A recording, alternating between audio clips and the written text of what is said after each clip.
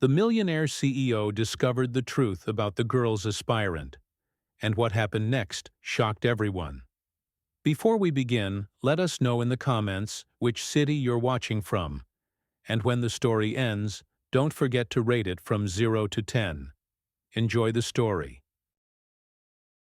The rain was relentless that morning, a cold November downpour that washed the city in gray. People hurried with umbrellas, heads lowered, shoulders hunched, as if the sky itself was pushing them down. The lobby of Harrington & Co., one of the most prestigious finance firms in the city, stood in sharp contrast to the chaos outside. Inside, everything was quiet, polished, expensive. Marble floors, golden elevator frames, receptionists who wore confidence like perfume. At 9:06 a.m., the glass doors slid open, and she walked in. She wasn't dressed for that lobby. Her coat was too thin for the weather, just a faded brown trench that had clearly seen better years. Her shoes, worn canvas sneakers, were soaked through. Her hair was wet, tied back in the quickest of messy buns. Her fingers trembled slightly as she approached the reception desk. "Good morning," she tried to say steadily, placing her ID card down. "I'm here for the interview. Communications assistant. Appointment at 9:15. The receptionist glanced at the ID, then at the girl, just long enough to judge her. "Name? Eliza Bennett." The receptionist hesitated, then nodded curtly. "Take the elevator to the 32nd floor. And," she paused, "the interview requires a printed portfolio. I assume you have that?" Eliza swallowed. "Yes. It's with me." That was not true, but she smiled anyway. She stepped into the elevator, watching the doors close before exhaling, the breath shaky, like her chest was too small to hold all the weight she carried. Second floor. Conference room. 6. The air smelled like expensive cologne and fresh paper.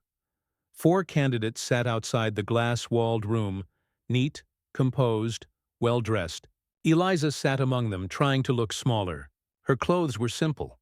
No blazer, no leather folder, just her thin coat, a backpack that wasn't professional, and eyes that looked more tired than she was old. She tried warming her hands with her breath. Her phone buzzed. A message, Lily, 8:57 a.m. "Did you get there safely?" Eliza's heart clenched. Her little sister was only 12, waiting back at the tiny room they now lived in. Waiting for news. For hope. Eliza typed back, "Eliza, yes. Don't worry. I'll make this work." She put the phone away right as the conference room door opened. Out stepped a man, tall, sharp, immaculate suit, and cold. Not the cold of winter, but the cold of someone who rarely failed, someone who expected the world to move on his terms. Nathaniel Harrington, CEO, heir. The man behind the gold letters on the company's front doors. Every candidate straightened. Eliza didn't know that. The CEO himself was conducting the final interview. She didn't know that the man walking toward the table was at the top of every finance magazine. She only saw the severity in his eyes, dark, precise, unreadable. He sat, folded his hands, looked up. "Let's begin." One by one, candidates presented portfolios, sleek, organized, shining with privilege. Words flowed polished and rehearsed. They had done internships abroad, had mentors, recommendations, confidence that comes from knowing you belong. Then, it was Eliza's turn. She stood up slowly. Nathaniel looked at her directly, and in that moment, she felt like he saw everything about her at once. The fear, the exhaustion, the pretending. "Your portfolio, Miss Bennett," she swallowed. "I don't have a printed one. I can show digital samples." "Printed was required." His voice was calm but dangerously so. "Yes, I know. But I didn't have time to—" His brows lifted, not in surprise, but in disappointment. "Not having time," he said, "means not being prepared." The room was silent. Eliza's chest tightened, not because she felt accused, but because she knew he was right. She also knew she couldn't explain, couldn't say she'd spent the night in a shelter, couldn't say she'd run out of their home with her sister because of what their stepfather had done. Couldn't say everything she owned was in that backpack. Couldn't say she was trying hard. So hard it hurt. Nathaniel continued, "You came to an interview for one of the highest demand positions in the company, without what was clearly stated as mandatory preparation. Why?" There it was, the question she feared, the one she could not answer. Her throat burned. "I had a complicated morning," she whispered. Nathaniel nodded slowly. "Life is complicated for everyone, Miss Bennett, but this field doesn't reward excuses. It rewards discipline." His tone was not cruel. Worse, it was indifferent. He looked down at her resume, then back at her. "You are dismissed." Her heart stopped. "That's all?" "That is all." She tried to stand tall, tried not to let her knees shake. "Thank you for your time," she managed, voice small but steady enough. She walked out. She didn't look back. The street. The rain hit colder than before. She didn't cry, not at first. She just walked, past crowds, past cars, past everything. When she reached the end of the block, she stopped under an awning and pressed both hands to her mouth as her shoulders shook. Not because she didn't get the job, but because she needed it. For rent. For her sister. For a future. And now, she had to tell Lily she failed. Meanwhile, 32nd floor. Nathaniel watched her walk out, through the glass walls. Something about her silence unsettled him. Not the lack of portfolio, not the unprofessional appearance, not even the excuses, the look in her eyes. It wasn't laziness, it was survival. But Nathaniel Harrington had never learned to recognize that look. Not yet. He simply closed the folder and moved on. Days later, rain again. Nathaniel was on the phone, standing outside a cafe while his driver waited. "No," I said, "move the board meeting to Thursday." "I don't care what." He stopped mid-sentence because he saw her Eliza standing at a bus stop across the street, holding an umbrella that barely worked, holding the hand of a small girl. The girl was wrapped in Nathaniel's old coat, the one Eliza had been wearing at the interview. The child was shivering, and Eliza was trying to shield her with her own body. No umbrella could have done what she was doing. The little sister looked up at her. "Are we still getting dinner?" Eliza knelt, brushing the girl's wet hair back. "Yes, baby. I promised, right?" Her voice was warm, gentle, protective. Nathaniel felt something unfamiliar twist in his chest. He lowered his phone. For the first time in a very long time, he was silent because suddenly he understood why she hadn't brought a portfolio, and understanding hurt. Part 2. The second chance. That wasn't. The rain didn't let up for hours. Nathaniel stood beneath the cafe awning, watching Eliza and the little girl as if they were a scene unfolding on a movie screen he couldn't look away from. He didn't cross the street, didn't call out, didn't do anything. He only watched. Not out of hesitation, but because for the first time in years, he didn't know what the right thing was. His driver leaned over from the car window. "Sir, the meeting?" But Nathaniel didn't answer. The little girl tugged on Eliza's sleeve again, and Eliza spoke softly, trying to keep her voice upbeat despite the cold. "We'll go to the store, okay? We'll make pasta tonight." The girl nodded, trusting her completely. Nathaniel's jaw tightened. He recognized that kind of trust. He remembered being that child, trusting someone who seemed to hold the world together. But in his story, the world didn't stay together. He watched as the bus came. Eliza lifted the girl into the bus, followed, and the doors shut. Only when the bus pulled away did Nathaniel finally move. "James," he said quietly to the driver, "I'm canceling the rest of the afternoon." The driver looked surprised but said nothing. Nathaniel entered his car and sat silently for a long moment before finally closing his eyes. He didn't know her story, but he had seen enough to know he had misjudged. Her and the knowledge unsettled him more than he expected. The tiny apartment Eliza and Lily lived on the third floor of a crumbling brick building, the kind of place where hall lights flickered and neighbors kept to themselves. The apartment door stuck when she tried to open it. Inside was small, very small, one bedroom, a kitchenette barely big enough for two people to stand in. The windows were old and let the cold in, but it was safe. For now, Eliza hung Lily's coat up to dry while the girl jumped onto the only couch. An old one someone had left at the curb. "Do you think you'll get another interview soon?" Lily asked, opening her coloring book. Eliza's smile was soft, the kind of soft that comes right before tears. "Of course, I just need to keep trying. Something will come."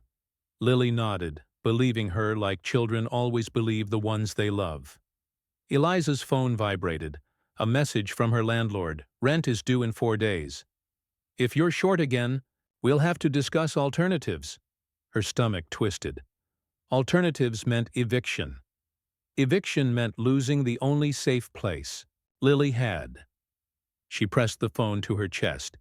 She could not let that happen. Not again. Nathaniel's office. Late evening, the skyline glowed outside his floor-to-ceiling windows. The office was silent. Most employees had gone home. Nathaniel stood at his desk, staring at the computer screen, at Eliza's resume. He clicked to order a background check. Standard procedure. But as he hovered over the button, he paused. Something inside him argued he wasn't hiding anything malicious. She was hiding pain. He closed the document instead, but he didn't forget her. Not that night. Not the next day. Not even when meetings and business and numbers tried to crowd her out of his mind. 3 days later, a knock on her door. It was evening. Rain again. The city couldn't seem to stop crying. Eliza was helping Lily with homework when someone knocked. She froze, because people didn't just visit them. She looked through the peephole, and her breath left her. Nathaniel, in a suit, standing in the dim hallway of her rundown apartment building, looking absurdly out of place. She opened the door just an inch. "What are you doing here?" Her voice wasn't hostile, just tired, wary, ready to defend her world if needed. Nathaniel cleared his throat. "I came to speak with you. May I come in?" "No." The refusal was immediate. He blinked. Eliza stepped into the hallway, closing the door behind her just enough to shield Lily from view. "Say what you need to say," she murmured. Nathaniel's gaze flickered, not with impatience, but with something softer. "I wanted to apologize," he said. Eliza didn't speak. "I should not have dismissed you the way I did. I judged without understanding." Eliza looked at him, rain dampening her eyelashes, arms crossed against the cold. "I didn't bring the portfolio," she said quietly. "You were right." "Yes," Nathaniel replied. "But being right doesn't mean I handled it well." He paused. "I want to offer you another interview, one-on-one, tomorrow morning, if you're willing." Eliza's lips parted. Hope flickered, but fear flickered harder. "I don't have the portfolio," she whispered. "Then bring what you do have," he said. "Your work. Yourself." She stared at him. This was the chance she needed. But something in her chest clenched. "What changed your mind?" she asked. Nathaniel didn't lie. "I saw you with your sister." Eliza's breath caught, her posture tightening with protective instinct. "You have no right to dig into my life," she said, voice suddenly sharp, trembling with emotion she couldn't hide. Nathaniel didn't flinch. "I didn't dig. I was simply there." The hallway was silent except for rain tapping the windows. Eliza exhaled shakily. Her voice was softer now. "I don't want pity." "I'm not offering pity," Nathaniel said. "I'm offering an opportunity. What you do with it is up to you." Eliza studied his face. He meant it. He really did. "Tomorrow?" she said finally. "I'll come," Nathaniel nodded once. And 30. Executive office floor. Ask for me directly.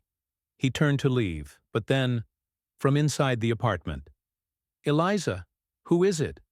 Lily's small voice. Nathaniel paused. Eliza swallowed and opened the door enough for Lily to peek out. The child's eyes widened slightly at seeing a stranger in a suit. Nathaniel softened his expression naturally. No performance, no calculation. Just a quiet warmth he didn't know he still had. Hello, he said gently. Lily smiled shyly and waved.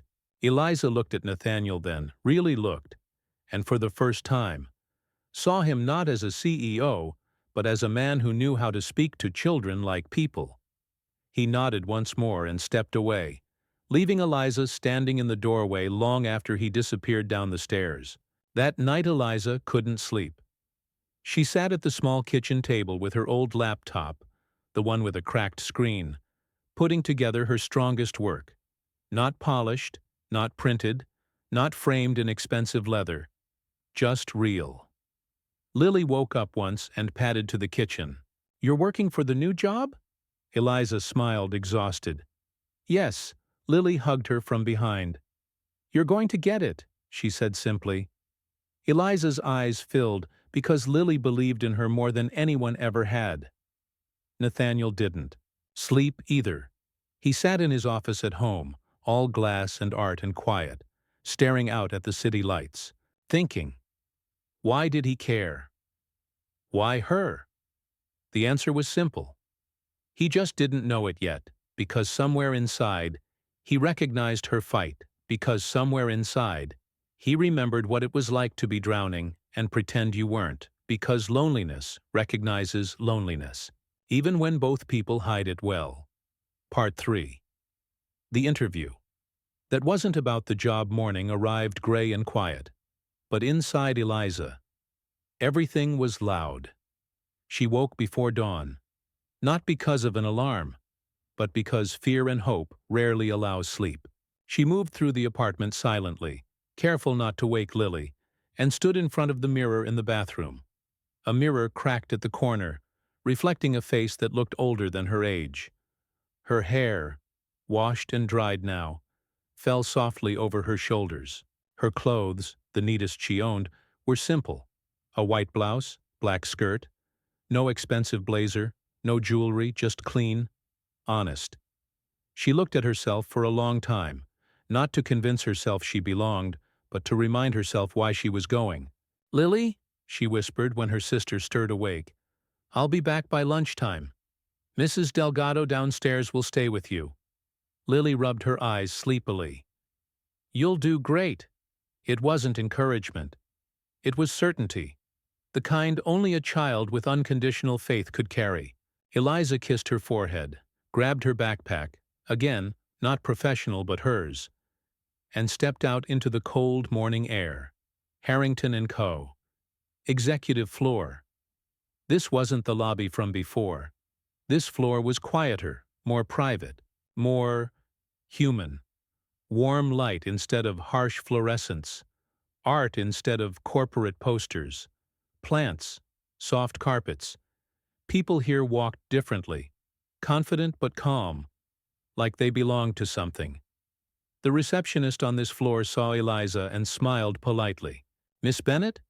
Mr. Harrington is expecting you. You may go in. No judgment, just words. Eliza's hands tightened on her backpack straps. She exhaled and pushed open the door. Nathaniel's office. The city stretched out beneath the tall windows, glass towers, traffic, movement. Nathaniel stood at a large oak desk, not seated, not formal. He looked different in the morning light. Less like the immovable CEO, more like a man who hadn't slept much. When he saw her, something in his face softened, barely visible, but real. Eliza, he said, not Miss Bennett, just her name. She nodded. Good morning. He motioned to the seats near the window instead of the formal meeting table. No barrier, no power distance. They sat. For a moment, they simply looked at one another.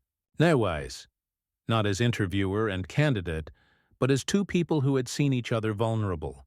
Then Nathaniel spoke. I want to be clear. Today is not a standard interview. Eliza's breath caught. This is a conversation. She nodded slowly.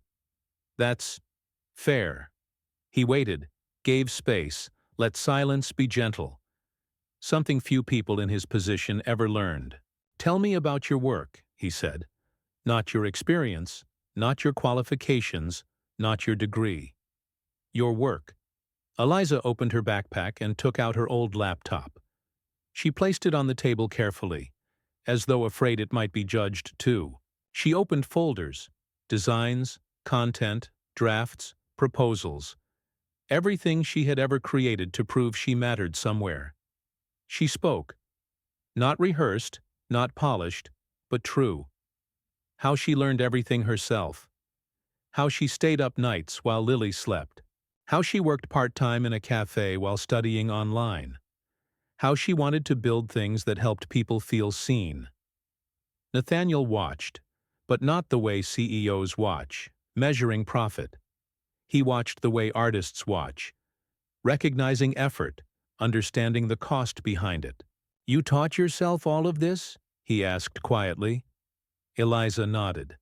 There was no one else to teach me. Nathaniel didn't speak for a moment, and when he did, his voice was lower, touched with something human. You're talented. Eliza blinked, as if the word hit a place inside her that had long been locked. Thank you, she whispered. He leaned back slightly, studying her, not with superiority, but with curiosity. What happened? He asked carefully. 3 days ago? Why were you rushed? Why couldn't you prepare? Eliza's fingers tightened on the laptop edge. She could lie, she could deflect, but she was tired of pretending. So she told the truth. Not all of it, but enough. Our stepfather. Her voice cracked. He wasn't safe. I couldn't leave Lily with him anymore. I had to take her and leave that morning. We stayed in a shelter. I lost everything we couldn't carry. I didn't have time to print the portfolio. She waited for judgment, but none came. Nathaniel didn't interrupt, didn't ask for proof, didn't explain how life was hard for everyone. He just listened. And when she finished, she realized she had been holding her breath. Nathaniel exhaled slowly. Eliza, he said, voice steady but not cold. You don't owe me explanations. You survived something many people never would. Her eyes filled before she could stop them. She turned away, ashamed to cry here in his office, but her shoulders trembled anyway. Nathaniel stood, not abruptly, softly. He moved to the cabinet, took a box of tissues, placed it gently on the table between them, then stepped back. Not touching, not crowding, just offering space. Eliza wiped her cheeks, embarrassed. I'm sorry, I didn't mean to. You don't have to apologize, he said, just that. And for some reason that made her cry harder. When she finally calmed, Nathaniel sat back down. Eliza, he said, I want to offer you a job. The world stopped. Not the job she interviewed for. Not the entry-level assistant position.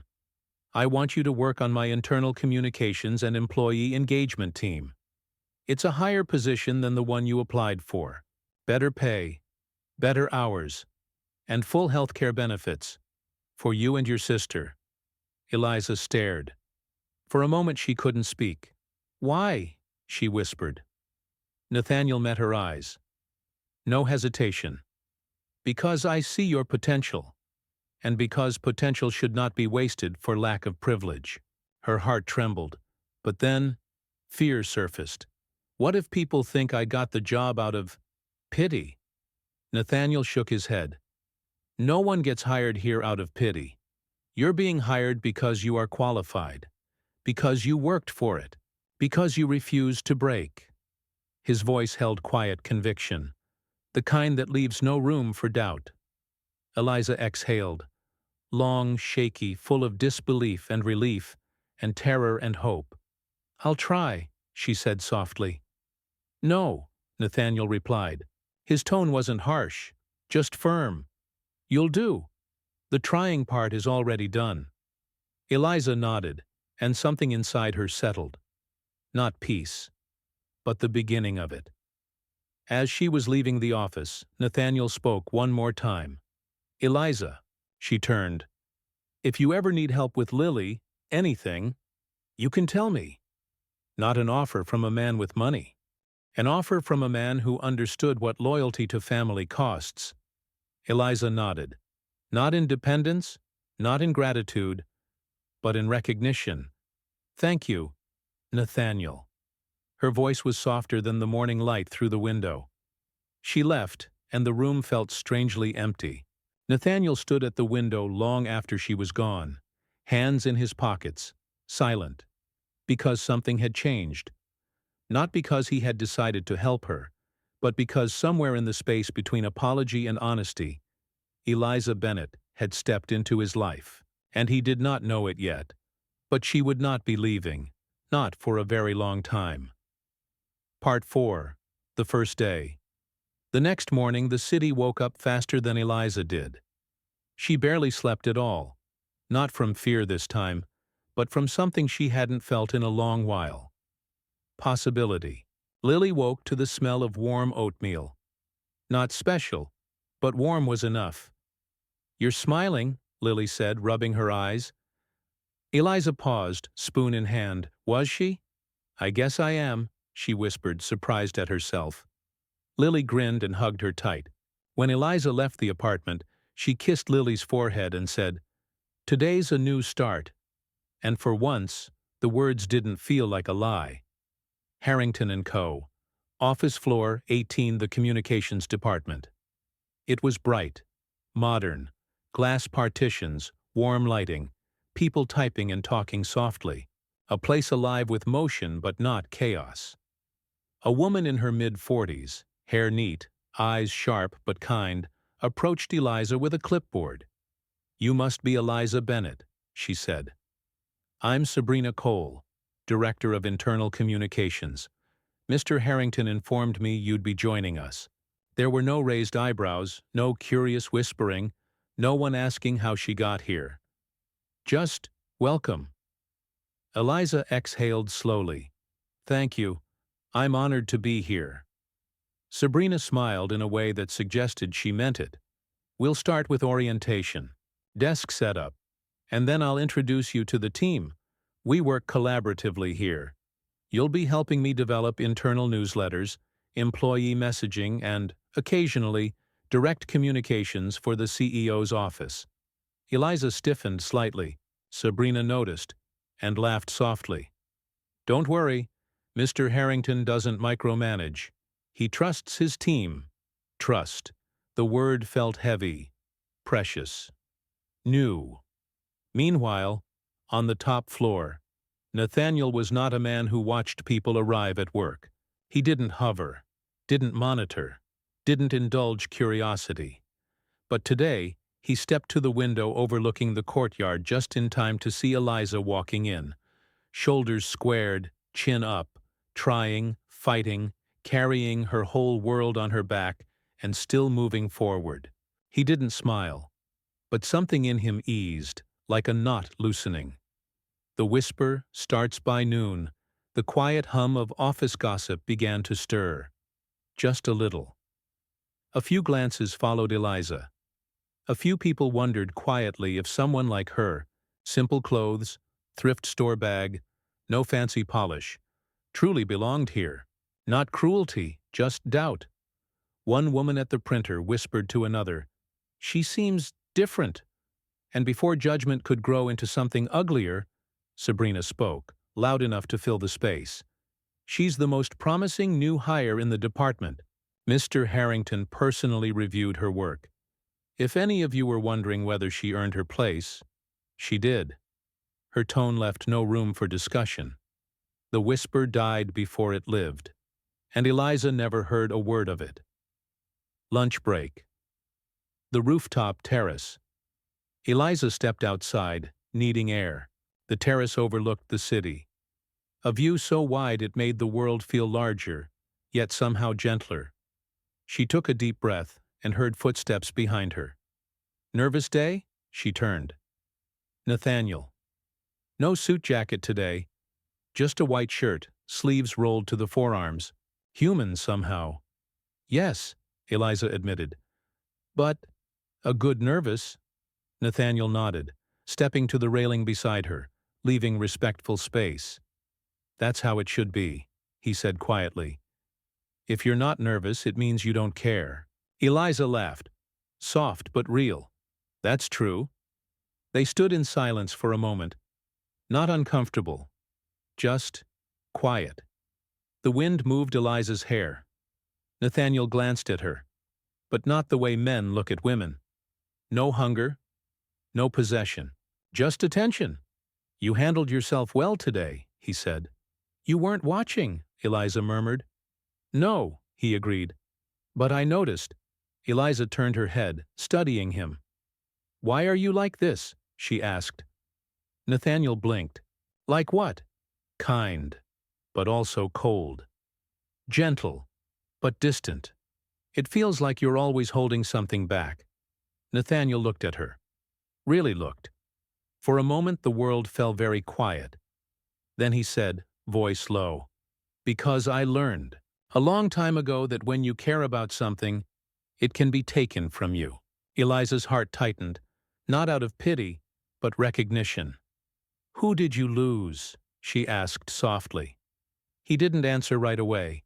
He didn't need to. The silence was the answer. Eliza nodded, not intrusive, not demanding, just present. I'm sorry, she said. Nathaniel exhaled. Slow, controlled. The kind of breath people learn only after years of holding pain too tightly. So am I, he murmured. But the softness between them did not fade. It deepened. End of workday.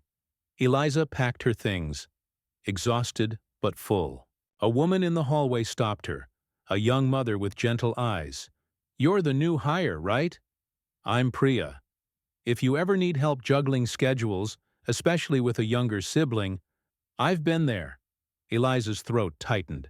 Kindness always hits harder than cruelty. Thank you, she whispered. The woman smiled. We look out for each other here. Eliza walked out of the building, heart heavier, but in a good way, a hopeful way. At home, Lily ran to her the moment she opened the door. How was it? Did they like you? Did you get to talk? Eliza laughed and lifted her sister into her arms. It went okay, she said softly. Better than okay? Lily beamed.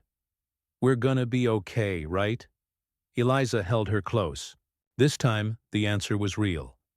Yes, we are. Meanwhile, Nathaniel's car, James, his longtime driver, glanced at him in the rearview mirror.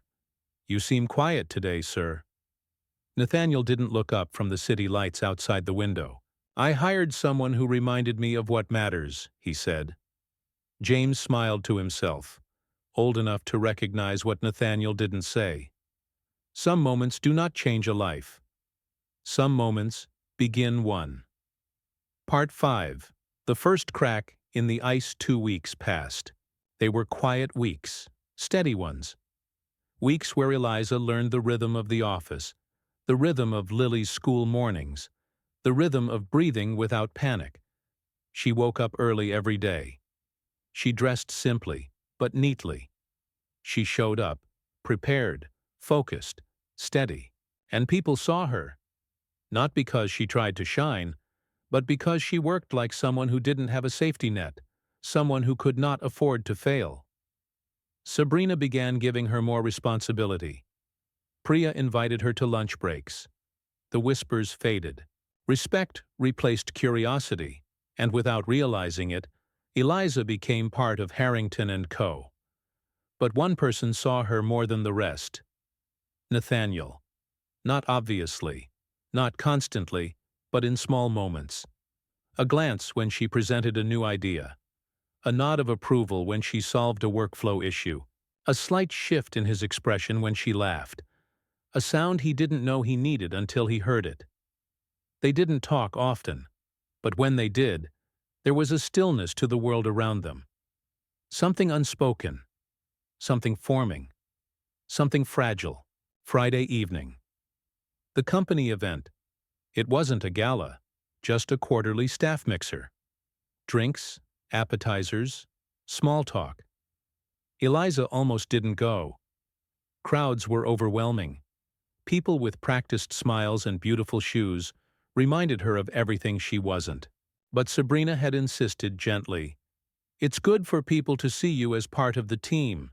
You belong here, Eliza. Don't hide." So she went. A simple dark blue dress. Nothing extravagant. Hair loosely curled by Priya in the bathroom, laughing as they rushed because the curling iron cord was too short. "You look beautiful," Priya said. Eliza looked in the mirror. Not beautiful, but soft, warm, present. Maybe that was enough. The venue, Midtown Social Hall music, floated lazily through the room. Quiet jazz, warm lighting, a space that made conversation feel easy. Eliza walked in slowly, trying to keep her breathing steady. Some colleagues waved. One complimented her dress. And then, her eyes caught movement across the room. Nathaniel. He stood near the windows, a glass in one hand, speaking to a group of board members. His suit was darker tonight, his presence sharper, stronger, colder. But when he saw her, the cold shifted, just slightly. His expression didn't soften, but his gaze did, as if he noticed her before anything else in the room, like he always had. He excused himself softly from the conversation and walked toward her, not fast, not slow, simply direct. When he stopped in front of her, the room felt quieter. Eliza, her name again. Soft enough to not belong to a CEO, personal enough to belong to a man. "You came," he said. "I did," she replied, her voice steady but her hands not. He studied her for a second too long. "You look—" He paused, not for effect, searching for the right word. "Strong." She exhaled, not realizing until that moment that she had been holding her breath. "Thank you," she said. Not for the compliment, but for what it meant. He nodded once, subtle, like something they both understood but did not say. "Interrupted, Mr. Harrington." A sharply dressed woman approached, confident walk, bright lipstick. The kind of presence that filled a room before she spoke. Vanessa Lang, senior partner, old family acquaintance. The type of woman people expected beside men like Nathaniel. She stopped beside him, touching his arm lightly, casually, as if she had done so many times. "I've been waiting to introduce you to the investors from Zurich." Then she noticed Eliza. Her smile tightened, just enough to be a blade. "And you are?" "Eliza Bennett," Nathaniel said before Eliza could speak. "She works in communications." Vanessa's eyes flickered, calculating, recognizing something between them before even they had words for it. "Oh," she said, tone sweet and cold at once. "A junior hire?" The words landed like a subtle slap. Not aggressive, just poisonous. Eliza felt heat rise in her cheeks. Embarrassment, shame, the familiar ache of being out of place. She opened her mouth to excuse herself. But Nathaniel spoke first. "Not junior," he said evenly. "Key member of the team." Vanessa's smile faltered. "Just a fraction." Eliza looked up at Nathaniel, not with gratitude, but with something deeper. Recognition. He didn't protect her because she was fragile. He protected her because she deserved it, and because respect was not a gift. It was earned. Vanessa's lips curved again, a different smile now. "Well," she said lightly, "I'm sure she'll do fine with training." Nathaniel didn't respond, not with words, just with silence so heavy that Vanessa stepped back, excused herself and moved on, her heels sharp against the floor. After she left, Eliza spoke first. "You didn't have to defend me." Nathaniel looked at her. Steady, honest. "Yes, I did." Eliza swallowed. Not because she was overwhelmed, but because something real was happening. Something she wasn't ready for. Something she wanted anyway. People like her, Eliza murmured, live in a world I've never belonged to. Nathaniel's voice was soft, but his words were precise. You don't need to belong to her world. He paused. You're building your own.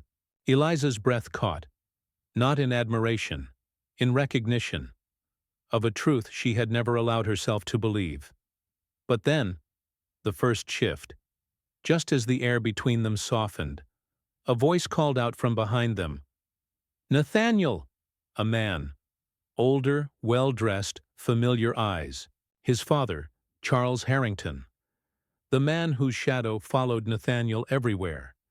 Nathaniel straightened, shoulders tightening in a way Eliza had never seen before. Father. Charles smiled broadly. A smile made for politics, not affection. I've been hoping to speak with you about the charity luncheon. We've been invited to sit with the Lang family. His eyes shifted to Eliza. He assessed her in less than 2 seconds and decided everything. Oh, he said. And who is this? There was no kindness, no curiosity, just immediate judgment. The same judgment Eliza had grown up surviving. This is Eliza Bennett, Nathaniel said. She works in communications. Charles nodded, polite, dismissive. Then, be careful, son. The company image is delicate. Appearances matter. The words were said lightly, but they cut. Eliza felt the sting, not just of disapproval, but of being beneath. She stepped back. Nathaniel turned sharply to his father. Don't, he said, voice low, dangerous. But Eliza shook her head.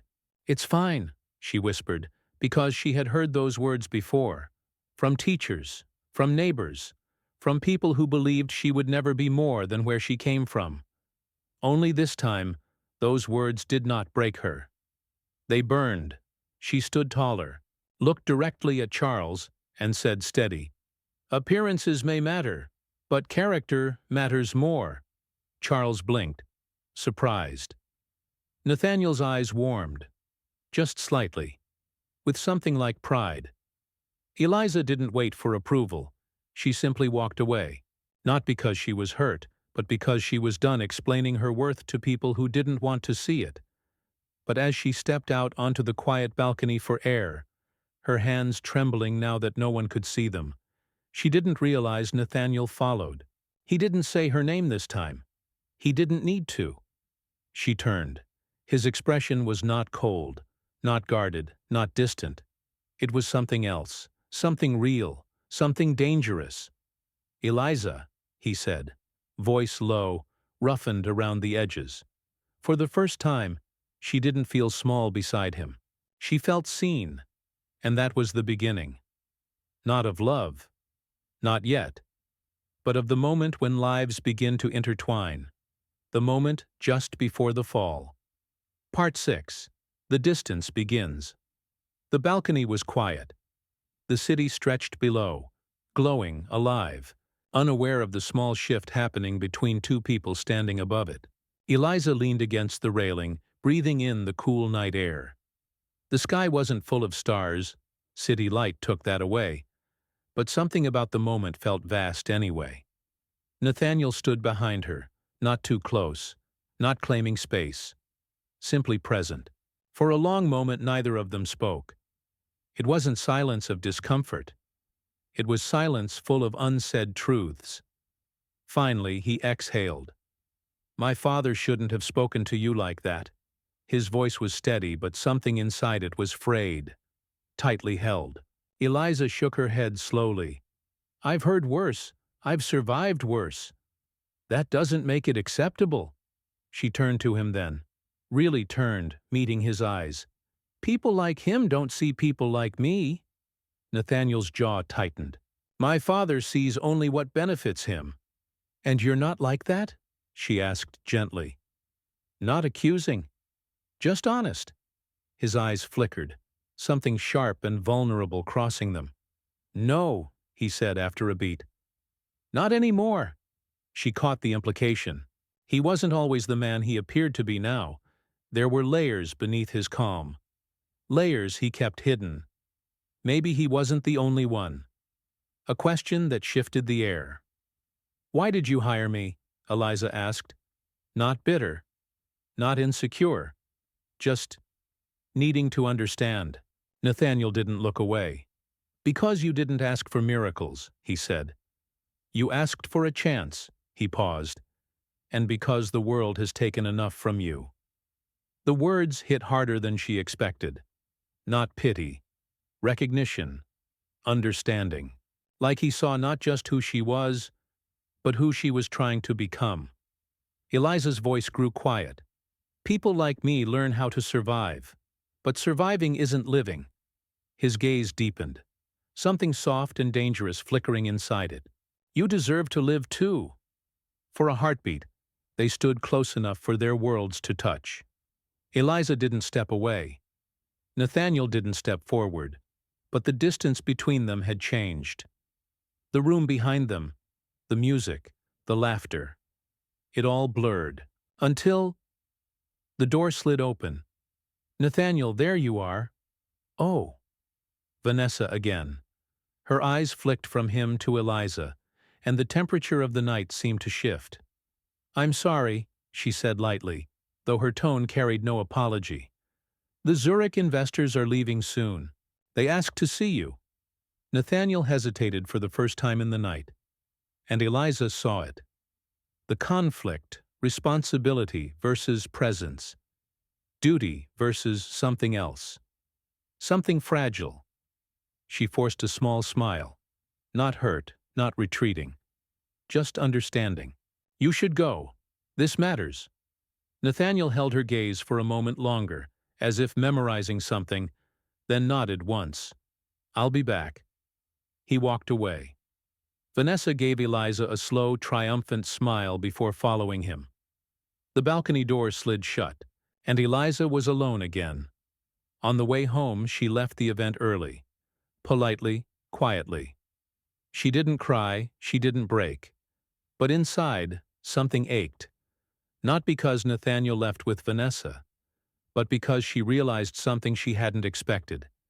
She wanted to matter to him, and wanting that was dangerous. She walked to the subway, heels clicking against pavement, night wind cool against her face. Her mind returned to Lily, her laughter, her freckles, her small hands hiding in her coat sleeves. "I have to protect her. I have to be careful. I cannot let my heart become a liability."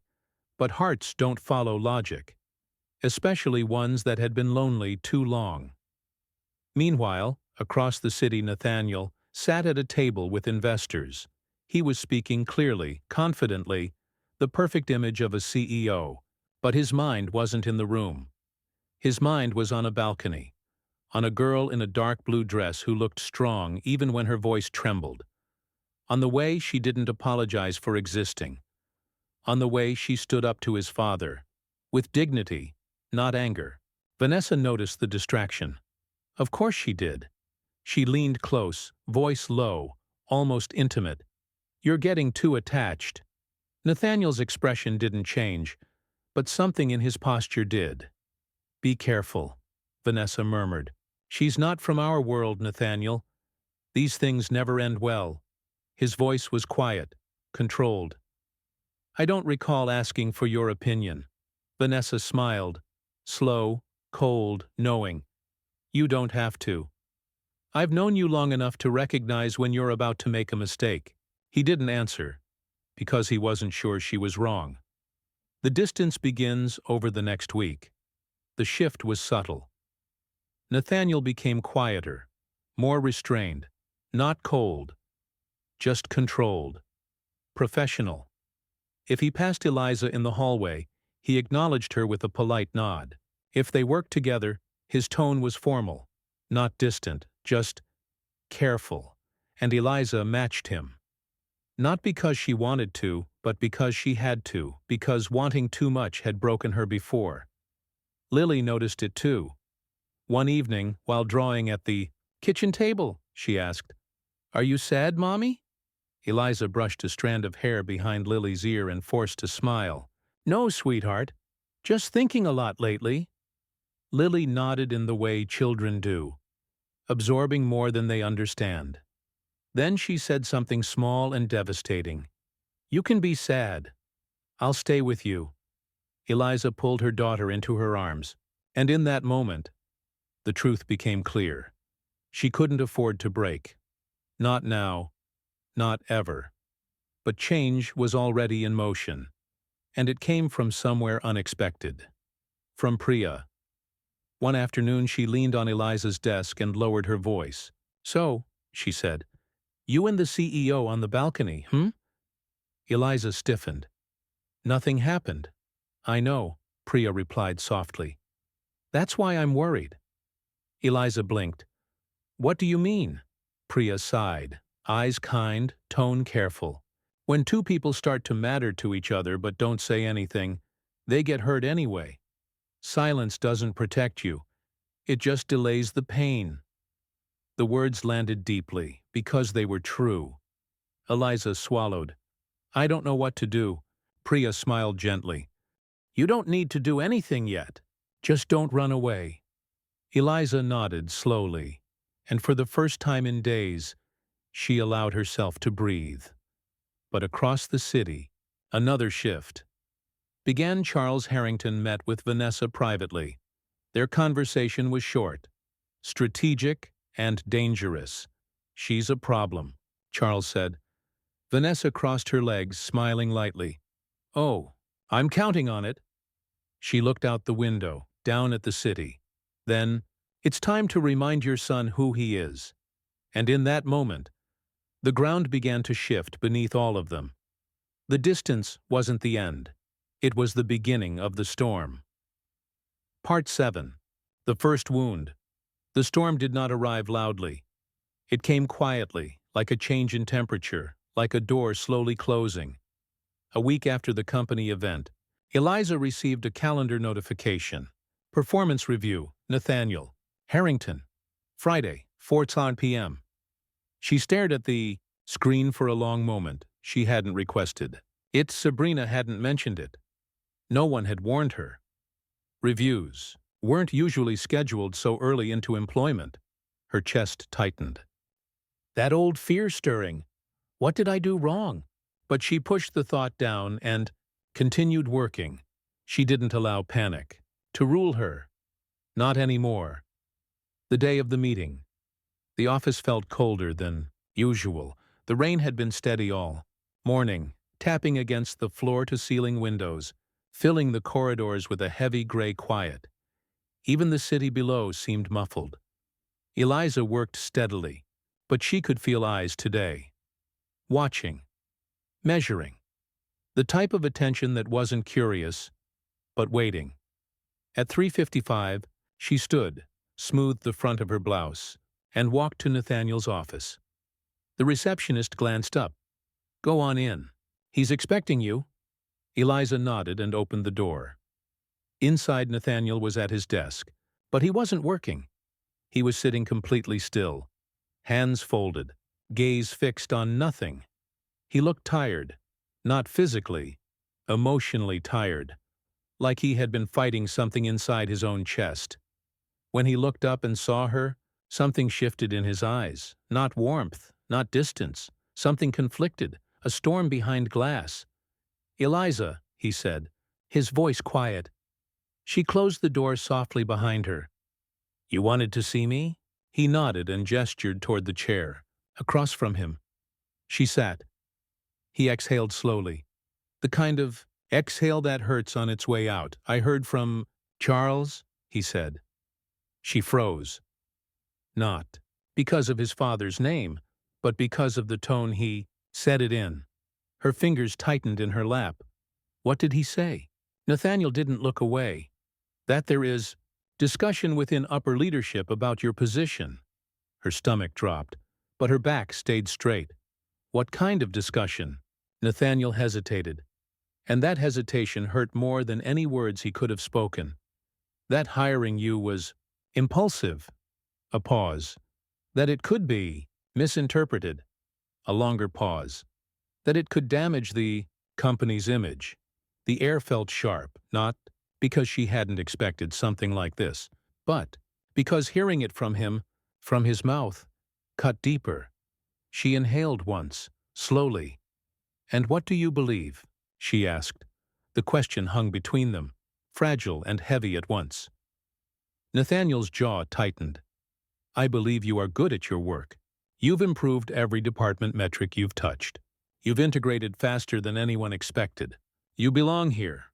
But there was a but in the room, she felt it. It sat between them like a third person. Eliza's voice was soft now, and yet Nathaniel finally looked at her, really looked, and the fragile truth was written in his expression. "There is a spotlight on you," he said. "On us. Us." The word hit like a strike. Slow, deep, true. Eliza swallowed. "Nathaniel," she said softly, "if you're worried people think there's something between us, there is something between us," he said, voice low, raw, unguarded for the first time. The words stunned her, not because she didn't know, but because hearing him say it made it real. The air shifted. Her heart beat once, hard, like it was reminding her that she was alive. Her voice shook, not with fear, but with truth. "I didn't ask for that. I didn't try to—" "I know," he said, and he did. That was what made this so dangerous. They never chased each other. They simply found each other. And now the world wanted to tear that apart. The cut that hurt more than anger. Nathaniel leaned back slowly, like the weight of the conversation was pressing against him. "To protect you," he said, "I have to create distance. Professional distance." The words hit like an old injury. Reopening distance. She had lived her entire life in the distance between herself and the world. She stared at him, not angry, just hurting, quietly, deeply. "You mean," she said softly, "you have to pull away." His eyes flickered. "The only sign of pain?" "Yes. There was no cruelty in him." That almost made it worse. She nodded once, a small movement, but it felt like pushing a mountain. "I understand." She stood. He didn't stop. Her. He didn't reach for her. He didn't speak her name. He simply watched her walk. Away. The safest choice. The coward's choice. The only choice he believed he was allowed to make. And Eliza walked out of his office, her steps steady, her breathing even, her heart breaking silently back. At her desk, Priya saw her face and didn't ask. She just put a cup of hot tea beside her hand and squeezed her shoulder. Eliza didn't cry. She didn't crumble. She continued working, typing, correcting, organizing, every keystroke a quiet act of defiance. She would not disappear. She would not shrink. She would not let pain undo the life she was building. But that night, on the train home, her reflection in the window looked like someone holding her breath underwater. And Lily, waiting at the kitchen table with crayons, saw it the moment Eliza walked in. "Mommy," she said softly, walking up and wrapping her arms around her legs. "It's okay to be sad." Eliza knelt, hugging her tightly, burying her face in her daughter's hair. She didn't cry loudly, just silently, slowly, like rain on glass. But fate was not done. Because while Eliza was breaking quietly, Nathaniel was breaking, alone, and while she held her daughter together, he sat in his penthouse staring at a table set for one, and while she tried to fall asleep, he didn't sleep at all. Distance had been created. But love, the kind that forms in silence, doesn't disappear, it waits, and pain only deepens it. This was the first wound, the first separation, the moment before everything would unravel and nothing would be the same again. Part 8. The Sabotage. The city hummed outside, indifferent to the quiet chaos brewing inside Harrington & Co. Eliza arrived at the office Monday morning with the weight of Friday's conversation still pressing on her chest. She had barely slept, had barely eaten, and yet she moved with the precision and quiet determination that had always kept her afloat. She stepped into the communications department to find Sabrina and Priya whispering over a laptop. "Eliza, come here," Sabrina said softly. She walked over, wary, and looked at the screen. The email on display was addressed to Nathaniel himself. From Charles Harrington. Subject: Concerns about recent hire message. Eliza Bennett is causing tension. Recommend reassigning her to a lower-level department. Do not allow personal feelings to interfere with company operations. Eliza's stomach dropped. "Charles?" she asked quietly. Sabrina nodded. "Apparently he's already been in touch with some of the board members. Nathaniel might not even know yet." Eliza swallowed hard. She had survived abandonment, poverty, neglect. But this felt different. Someone trying to undermine her from the inside. Nathaniel notices later that day. Nathaniel called her into his office. "Sit," he said, gesturing to the chair across from him. Eliza obeyed, tension coiling in her shoulders. "Have you noticed anything unusual?" he asked, his eyes scanning hers. She hesitated. I received an email warning me about upper management concerns. I don't know how serious it is. It's from your father." Nathaniel's expression darkened. His fingers drummed against the polished desk. "She's trying to manipulate me," he muttered. "Your father?" "Yes," he said quietly. "He's trying to test loyalty, to remind me of boundaries. He doesn't trust me to make my own decisions, or anyone else to make them for me." Eliza leaned forward. "So, what does that mean for me?" Nathaniel exhaled sharply. "It means this is going to be harder than I thought. I need you to be careful." Her eyes widened. "Careful? I can't. I don't—" "You will be careful," he interrupted. Not harshly but firmly. "Because if they succeed in discrediting you, it won't just affect your career. It'll affect everything you've built. And I can't let that happen." Her throat tightened. "I don't want you to protect me," she said. Nathaniel shook his head, a small bitter smile. "You think I could ever let someone harm you? Even in my own office?" The first real test by Wednesday. Subtle sabotage had begun, files mysteriously. Disappeared emails she sent were misdirected. Colleagues, who were friendly, suddenly seemed cold and distant. Eliza felt the old panic creeping in, the kind that had once driven her to sleep on subway benches, and then it happened. She discovered that one of her most important presentations, the one she had spent nights perfecting, had been forwarded without context to the board, an intentional setup to make her appear incompetent. Her hands shook as she called Nathaniel. "Meet me in my office." Now, within minutes, she was standing before him, laptop clutched like a shield. He took it from her silently, opening it and scanning the forwarded email. His jaw tightened. "This isn't your fault," he said finally. "They're trying to provoke a reaction. They want you to make a mistake. You will not. Understand?" She nodded, swallowing hard. I think I'm ready," she whispered. "You already are," he said, almost softly, and the faintest flicker of a smile crossed his face. The first betrayal of trust later that evening, Nathaniel called Eliza to the office under the pretense of reviewing new internal communication strategies. When she arrived, the office was empty except for him, and a man she didn't recognize. "This is Michael Lawson," Nathaniel said, voice even. "He's been hired by the board to observe our department. He's assessing you."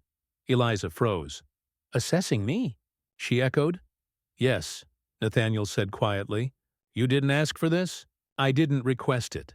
But my father, he's watching. The board is watching. And they won't stop." The man smiled thinly at her. "Don't worry, Ms. Bennett. Just do your best." Eliza felt a cold fire ignite inside her chest. Nathaniel's gaze met hers, silently. I hate this," she admitted. "I know," he said, voice low. "I hate it too. But you must trust me." She nodded slowly, though the word felt heavy. Trust. Something she had given carefully, reluctantly, and sparingly her entire life. She wanted to give it freely to Nathaniel. But even now, the walls she had built around herself trembled at the thought of relying on someone else. After hours, a moment, alone Eliza left the office late. Rain-slicked streets reflected neon lights as she walked to the subway.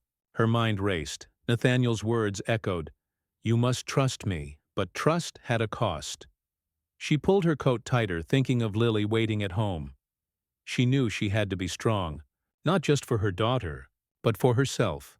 But the subtle sabotage, the watchful eyes, and the looming presence of Nathaniel's father made one thing clear. Nothing would be simple. Not her work, not her life, not her growing, unspoken feelings for Nathaniel. The first real test had begun, and both of them would soon discover that protecting someone else could hurt more than any storm outside. Part 9. The first real conflict. The office felt heavier that Friday morning, as though the walls themselves carried the tension. Rain had returned, falling in relentless sheets, and every drop seemed to echo the weight pressing down on Eliza's chest. She arrived earlier than usual, determined to get a head start on her work, to control at least one part of her life. But control, she soon discovered, was a luxury she no longer had. The meeting Nathaniel was already in his office when she arrived, standing by the window staring out at the gray cityscape. "Eliza," he said without turning. "Sit." She obeyed, though every step felt heavy. "We need to discuss Michael Lawson," he continued. His voice was low, controlled, almost clinical. Eliza's stomach tightened. "What about him?"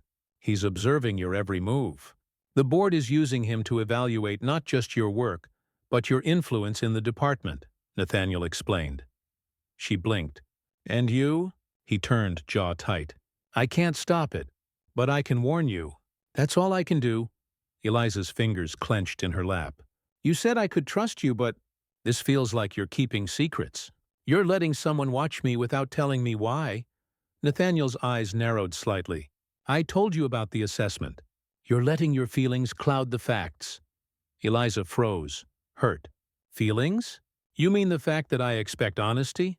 That I expect to be treated like an equal, not an experiment?" Nathaniel's voice rose, a rare crack of emotion. "I've done everything I can to protect you from the chaos above us, and yet you're angry at me." "At me?" The words hit hard, sharper than any criticism from the board. Eliza's heart lurched. This wasn't just a disagreement. This was the first real fracture between them. "I'm not angry at you," she said, her voice trembling. "I'm angry at the situation, at the lies, at the manipulation, and I'm tired of being told to just trust without explanation." The explosion. Nathaniel ran a hand through his hair, pacing the small space between the window and his desk. "Do you know how powerless I feel?" he said, voice breaking slightly. "Every decision I make is watched, judged, twisted. I can't protect you from this entirely. And yet, you try to protect me in your own way." Eliza interrupted. He stopped, eyes flashing. "Exactly. I am trying. And instead of seeing that, you doubt me?" She looked at him, hurt and defiance battling inside her. "I doubt the system.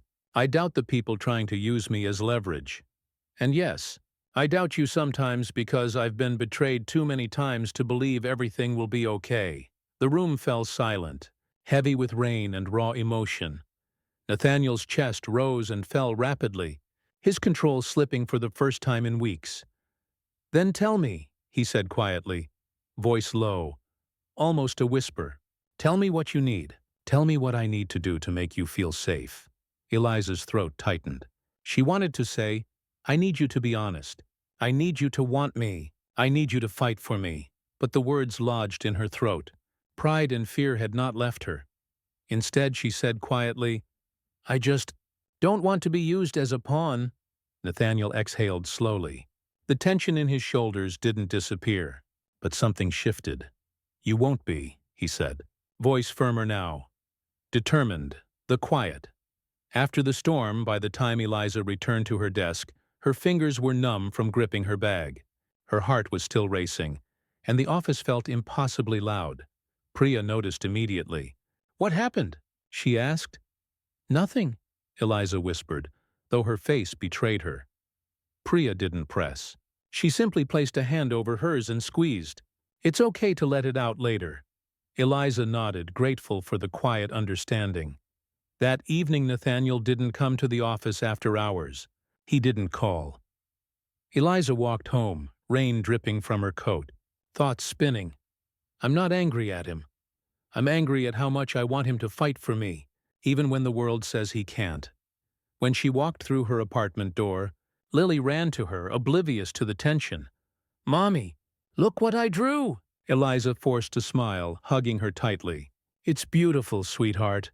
But the ache inside her didn't go away, because love wasn't simple. Love wasn't safe. And sometimes, love hurt worse than loneliness ever had. Nathaniel alone in his penthouse.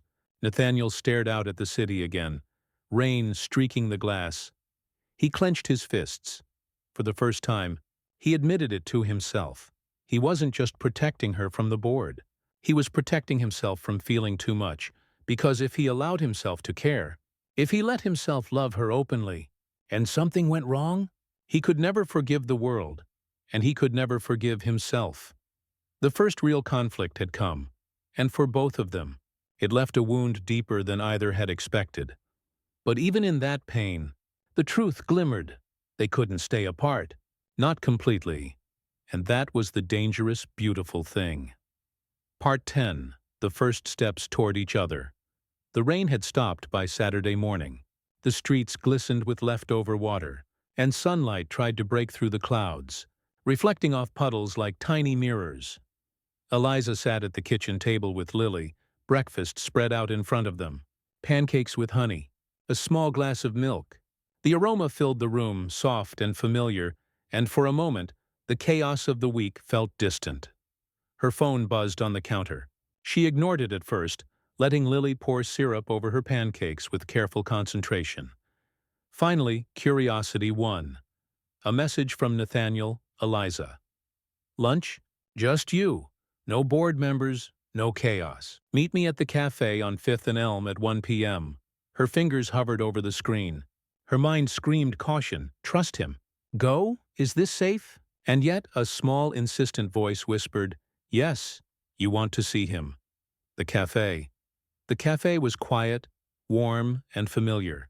Sunlight streamed through large windows, dust motes floating lazily in the golden rays. Nathaniel was already there, seated at a corner table, a simple cup of coffee in front of him. He looked up as she entered. "Eliza," he said softly, standing just enough to nod. She smiled tentatively. "Nathaniel," he gestured to the chair opposite him. "Sit." She did. Their eyes met for a brief moment, a moment heavy with the tension of the past week. For once, neither tried to hide anything. Neither held back the quiet longing that had been building. The conversation. "I wanted to apologize," Nathaniel began, "for the meeting, for the way I handled things." Eliza shook her head. "You weren't wrong. You were protecting me." He leaned forward slightly, resting his elbows on the table. "But I also hurt you. That was never my intention. You have to know that." She studied him carefully, reading the exhaustion behind his perfect exterior. "I know, and I overreacted. Maybe." He smiled faintly, just a little. "Maybe." She laughed softly, the tension in her shoulders easing. "Okay, definitely." He exhaled, relief flickering across his features. "I don't want there to be distance between us. But I also can't promise the world will be easy, especially with my father watching." Her hand brushed against the table, fingers nearly touching his. "I don't care about him," she said quietly. "I care about you." Nathaniel's eyes softened. For the first time, his guard slipped completely. "I care about you too," he admitted. The first small touch. The waiter brought their food, and when he stepped away, Nathaniel's hand covered hers. Not possessively, not urgently, but gently. Eliza felt her heart leap. The warmth of his touch spread through her chest. A small, profound reassurance. "You're really here," she whispered. "I am," he said simply. "And I'm not going anywhere. Not if I can help it." The words were simple, but in them was a promise, a step forward. A small bridge across the distance of fear and past wounds. They ate in quiet conversation after that, laughing softly, sharing stories from childhood, from work, from life before they knew each other. For the first time in days, the tension melted, replaced with something fragile and tentative. Trust. A walk through the city. After lunch, they walked through the wet streets. The world smelled of rain and asphalt. People rushed past, umbrellas bobbing in every direction. But Eliza and Nathaniel moved together, not speaking much, just walking side by side. Nathaniel pointed out a small bookstore tucked between two tall buildings. "Want to see something?" he asked. Eliza nodded.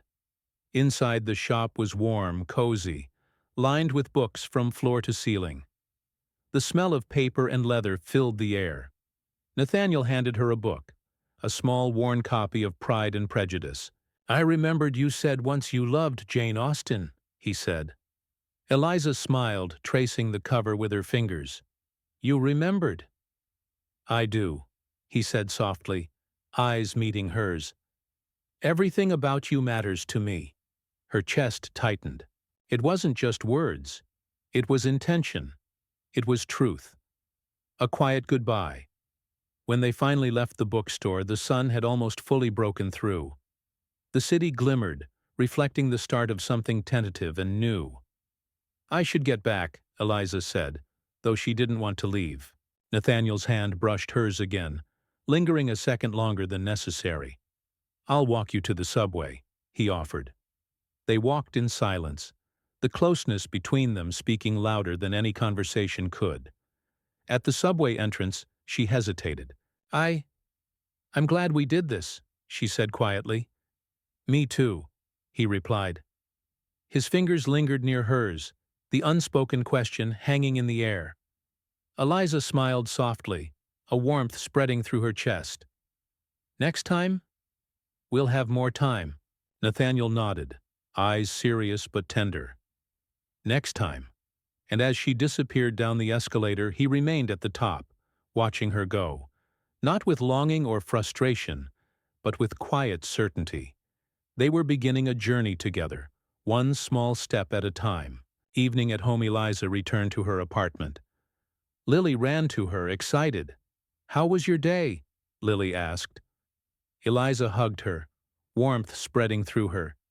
"It was good, really good." And for the first time in a long while, she believed it. Because even in a world full of chaos, sabotage, and impossible expectations, she had taken the first step toward something real, something worth fighting for. And Nathaniel, whether he knew it or not, had taken that step with her. Part 11. The first real storm. Monday morning arrived heavy and gray. The office felt tense, almost suffocating, as if the storm outside had seeped inside Harrington & Co. Eliza walked in, coffee in hand, and immediately felt it. The subtle shift in the air. Colleagues avoided her eyes, whispered behind closed doors, glanced over her shoulder. Something was happening, and she didn't have to wait long to find out what. The confrontation. Nathaniel appeared in her doorway, expression grim. "Eliza," he said quietly. "We have a problem." She frowned. "What kind of problem?" He gestured for her to follow. In his office, he closed the door and locked it. Vanessa Lang and Charles Harrington were already there, smiling, calm, exuding a sense of control that made Eliza's chest tighten. "Eliza," Charles said smoothly, "we've been reviewing departmental performance. Some of the board is concerned about your presence," Vanessa added, voice sharp, like a scalpel. "There's a perception issue, a potential conflict of interest with the CEO." Eliza's stomach sank. The word conflict had been whispered, so often in boardrooms, in emails, in corridors, but hearing it now, directly, felt like a punch to the chest. Nathaniel stepped between her and them, a barrier of solid muscle and resolve. "This is absurd," he said quietly, dangerous undercurrent in his voice. "She's one of the most competent people in communications, and any suggestion of conflict is Baseless. Vanessa tilted her head, smile thin and calculated. Mr. Harrington, it's not baseless. It's perception. And perception matters more than reality in corporate politics. Eliza clenched her fists. She had fought too long to let perception override skill and integrity. I don't care about perception, she said, voice steady, unwavering. I care about doing my job well. And nothing in my conduct has given anyone reason to doubt that. Charles's eyes flickered, a mix of annoyance and surprise. He hadn't expected her to speak. Vanessa's smile tightened. Be careful, Ms. Bennett. The higher you rise, the harder the fall.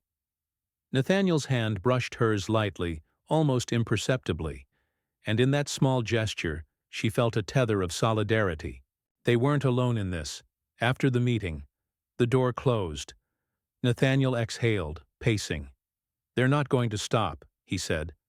Not until they either remove you from this company or force me to fire you. Eliza shook her head, breath catching. We can't let them win. Not like this. Nathaniel stopped and looked at her. Do you trust me? The question wasn't just about protection. It was about partnership, about facing the storm together. Yes, she said quietly. Good, he said. Then we fight together. Every step, every move, every word. And for the first time since the subtle sabotage began, Eliza felt a flicker of hope. The strategy over. The next few days, they worked closely. Nathaniel adjusted schedules to keep her safe from unnecessary exposure. Eliza meticulously documented her work, leaving no room for criticism.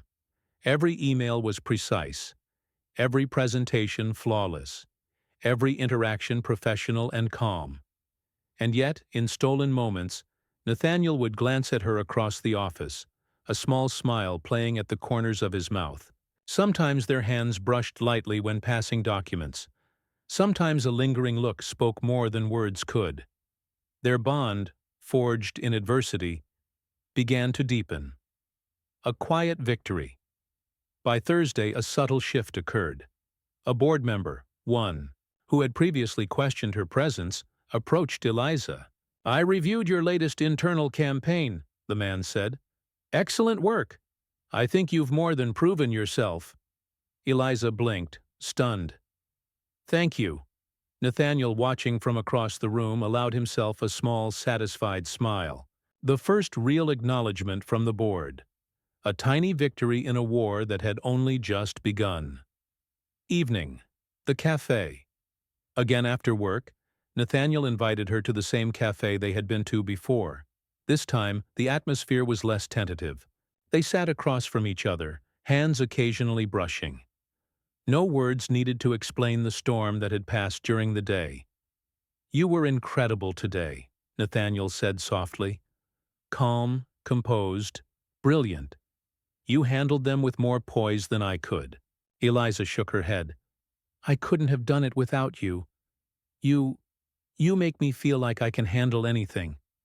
His eyes softened, and he reached across the table, hand covering hers fully this time. And I'll keep doing that every day, as long as you let me, she smiled, warmth spreading in her chest. I will. For the first time, neither felt the weight of distance. For the first time they moved together, not just side by side, but in tandem. And though the storm outside and inside Harrington & Co. had not yet passed completely, in this quiet cafe, in this fleeting moment, they found a sliver of peace. The morale of the storm. Eliza realized something then. Life would always bring challenges. People would always try to undermine, to control, to manipulate.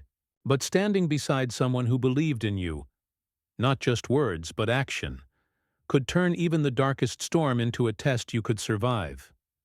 Trust and courage weren't just abstract virtues. They were shields, weapons, bridges, and love. The quiet, growing kind could survive even in a world designed to crush it. Part 12. The turning point. The city skyline glittered under a pale evening sun, but inside Harrington & Co., the tension was palpable. What had been subtle whispers and veiled threats escalated to something undeniable. The board had decided to intervene directly. Eliza entered the office that Monday morning with Lily's small backpack over her shoulder, a quiet determination in her eyes. She had fought too hard, survived too much, to step aside now. Nathaniel met her at the door, his suit jacket slightly wrinkled, tie loosened, a rare sign that the pressure was starting to get to him.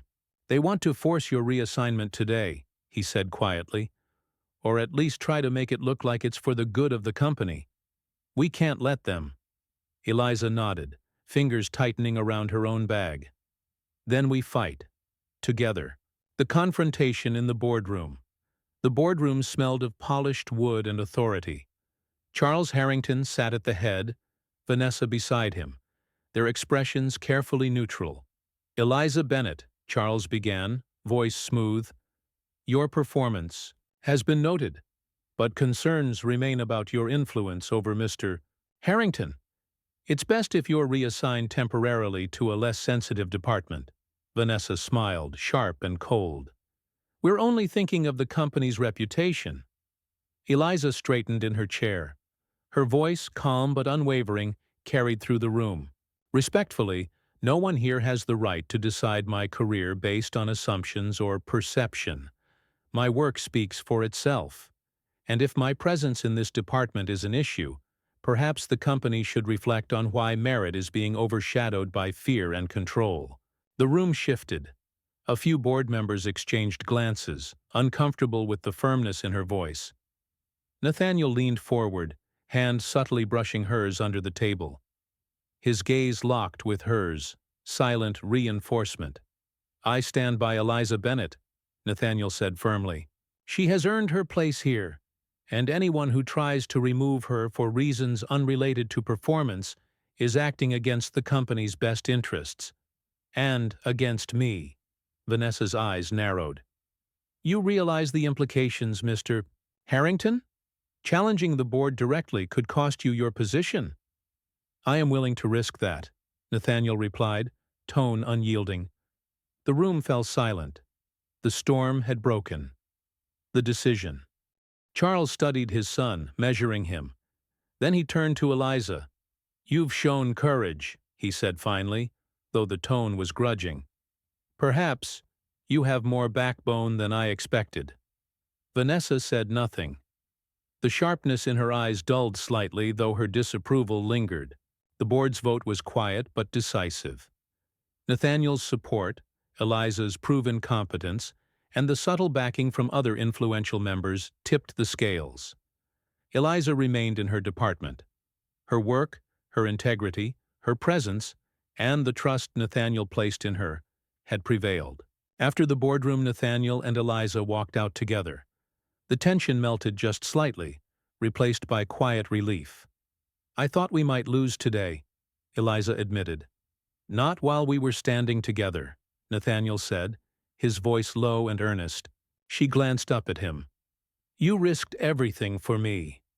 "And you," he replied softly, "stood your ground when the world wanted you to bend." For the first time, they allowed themselves a small, victorious smile, a shared acknowledgement that they had survived the storm. The first true connection. Later that evening, Nathaniel invited Eliza to his penthouse. Lily was asleep, and the city stretched out beneath them, quiet and glittering. He offered her a glass of wine, which she declined, preferring water. They sat, close, the distance of office hierarchy gone, replaced with something real, intimate. "Eliza," Nathaniel said, voice low, "today showed me something important." "What's that?" she asked, heart-catching. "That even in a world that tries to divide us, we can stand together. We can be more than what they dictate. And I don't want to be without you." Eliza's hand found his, intertwining naturally. "I don't want to be without you either," she whispered. Nathaniel drew her closer, and for the first time words were unnecessary. Their connection was solid, unspoken, undeniable. The moral moment. The city lights shimmered through the penthouse windows. Eliza leaned against Nathaniel, hands clasped, heart steady. Life would always challenge them, There would be storms, obstacles, and difficult choices. But they had learned something vital. Courage matters more than comfort. Trust is built through action, not words alone. Love is not weakness. It is strength, the quiet power to stand together against the world. In that moment, they were not CEO and junior employee, not daughter-in-law versus family expectation, not victim versus manipulator. They were equals, partners, survivors, and together, nothing could break them. Epilogue. A new beginning. Weeks passed. Lily flourished, her laughter filling the apartment. Eliza thrived in her work, her ideas shaping Harrington & Co., his communications strategies. Nathaniel, freer without constant interference, became both a protective force and a partner in life and business. Vanessa and Charles learned that underestimating Eliza was a mistake. Nathaniel's unwavering support and Eliza's integrity had reshaped perceptions, not only in the company but within the Harrington legacy itself. One evening, as the city lights sparkled below, Nathaniel and Eliza stood together on the balcony of the penthouse, Lily asleep inside. "I never thought we'd get here," Eliza said softly. Nathaniel smiled, brushing a strand of hair from her face. "We did, and this is only the beginning." And for the first time in years, both of them felt truly safe. Not because the world had changed, but because they had each other. Love, courage, trust, and integrity had won.